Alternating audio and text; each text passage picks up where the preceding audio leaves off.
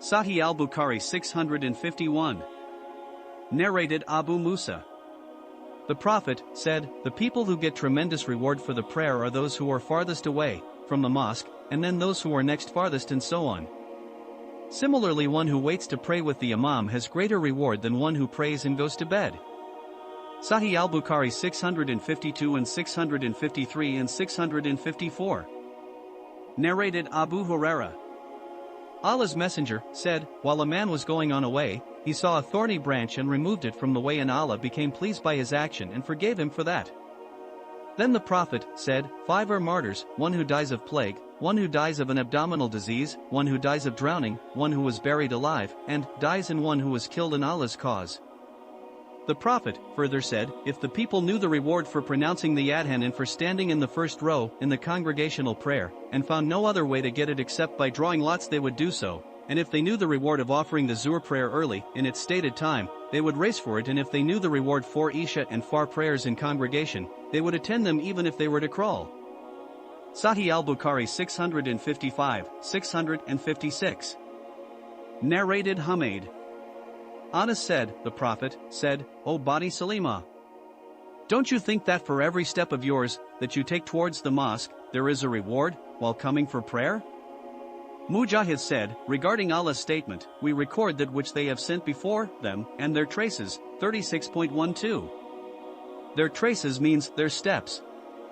And Anas said that the people of Bani Salima wanted to shift to a place near the Prophet, but Allah's Messenger disliked the idea of leaving their houses uninhabited and said, don't you think that you will get the reward for your footprints?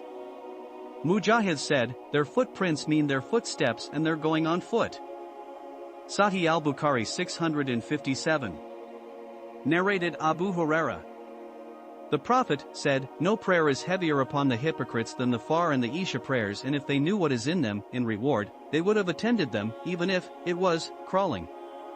Certainly, I felt the urge to order the Muwaidi Hdin, call-maker, so that he would pronounce Iqama, then order a man to lead the people in prayer, then take a flame of fire so that I burn the houses upon those who had not left for the prayer yet. Sahih al-Bukhari 658.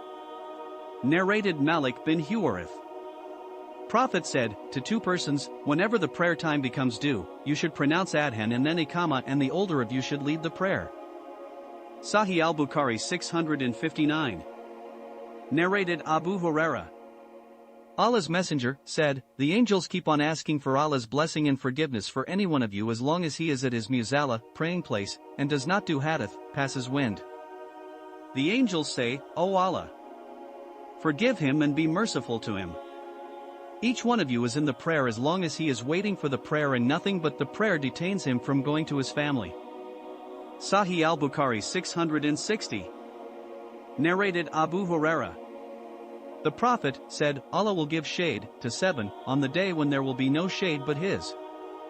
These 7 persons are, a just ruler, a youth who has been brought up in the worship of Allah, i.e. worships Allah sincerely from childhood, a man whose heart is attached to the mosques, i.e. to pray the compulsory prayers in the mosque in congregation, 2 persons who love each other only for Allah's sake and they meet in part in Allah's cause only, a man who refuses the call of a charming woman of noble birth for illicit intercourse with her and says, I am afraid of Allah, a man who gives charitable gifts so secretly that his left hand does not know what his right hand has given, i.e. nobody knows how much he has given in charity, and a person who remembers Allah in seclusion and his eyes are then flooded with tears.